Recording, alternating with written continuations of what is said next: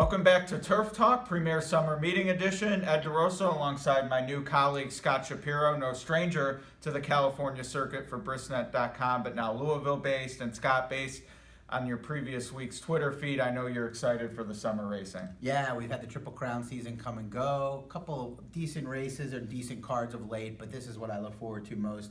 Every day, solid wagering opportunities. Plenty of graded stakes action both at Saratoga and Del Mar. Looking forward to getting started tomorrow with the Oceanside Stakes headlining a 10-race card at Del Mar. It is, and part of that late pick for the Oceanside Stakes, which you'll be doing for Twin Spires promotion, Out Cap Da Shap. But I wanted to mention you have passed the daily selections baton on to Emily Gullickson, who will be handling the Southern California duties for Brisnet going forward. Yeah, it was a good run for me. I really enjoyed doing it. It definitely teaches you good habits in handicapping and being able to think out thoughts moving forward. But in good hands, people. Emily, as good a capper as I know, puts in a ton of work.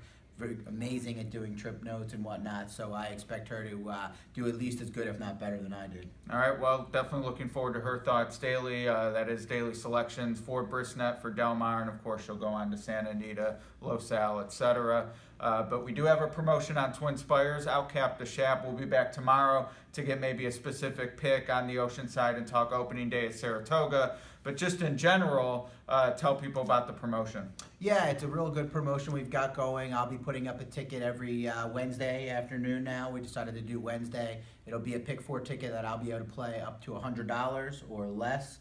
You can play a ticket as big as you want. If I hit and you hit, you'll split $1,000 with everyone that hit. If I fail to hit and you hit, there'll be an additional $1,000, so $2,000 split. So great opportunity. I assume a lot of you will be getting involved anyway, especially tomorrow. The pool should be massive on opening day. So just some extra money out there for no good reason other than that we love you. Yeah, we want people to come play and attempt to outcap the Shap. Certainly no easy task. I've fallen to some horses you've liked that I've had no interest in. So you are pretty sharp. I'm more a chalk player. So if I outcap the Shap, it might not pay a lot, but maybe I can zig where you zag and get a share of 2,000 instead of 1,000. Yeah, like you said, we'll talk about the races a little more tomorrow. My sense is you're going to single a horse, Brill, who nothing to laugh at. I know that Emily likes the horse as well. I'll probably go on a little deeper in that maiden special weight race that starts the sequence. But yeah, definitely a real good opportunity, especially for those of you that are going to be playing it anyway. It's a no-brainer. Just make sure you opt in.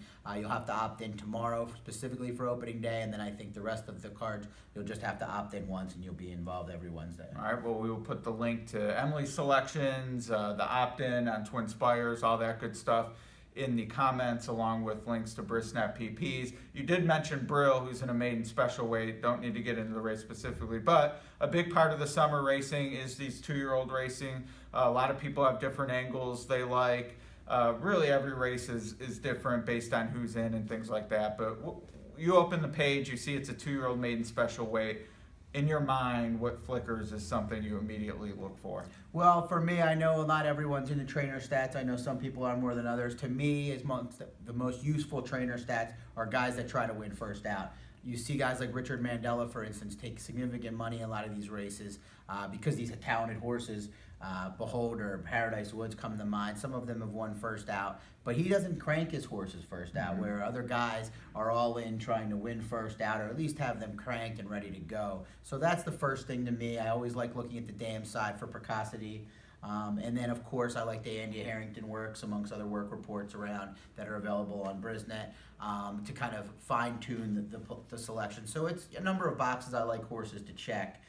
At Del Mar and, of course, Saratoga, a lot of the horses do check multiple boxes, if not all of them. So it's a little trickier than you want to start looking at value and whatnot.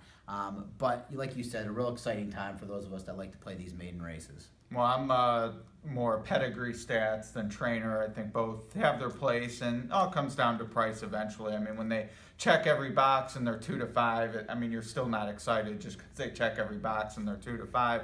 But if they check maybe even only 2 boxes and they might be 10 or 20 to 1, that's enough for me. So, certainly in the contest environment especially, I only need one reason to play a horse at 30, 40 to 1. Yeah, and one other thing to think about is maybe in the case of Brill, in a situation where there's wide open fields, people will kind of zone in on horses, but I do find overall that these are races that the average horse player likes to spread in because there's limited information, maybe zone in on another horse to single. So if you have a strong opinion in a horizontal situation, maybe it's a good idea to back that in single. Like that. Yeah, instead and kind of, like you said, zig where other people are zagging. Yeah, very good info and something to keep in mind if you try to Out Cap Da Shap in those pick fours, and we know maybe the Brill race isn't one you're zeroing in on, but throughout the meet I'm sure there will be where you're a little more excited to play a firster or maybe a comeback horse, trouble, all that good stuff. Yeah, and I mean this sequence is might be a little bit different than some of the others, especially on a Wednesday. There's 4 full fields because it's opening day. Right. So I think people will be trying to spread in different races, maybe not, and